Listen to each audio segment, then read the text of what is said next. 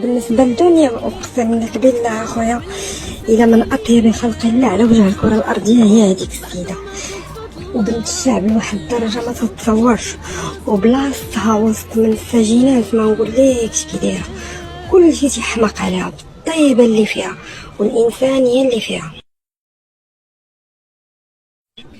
كاع البنات تتهلا فيهم اللي مساكن ما في حالهمش ولا هذا ياكلوا معاها يشربوا معاها.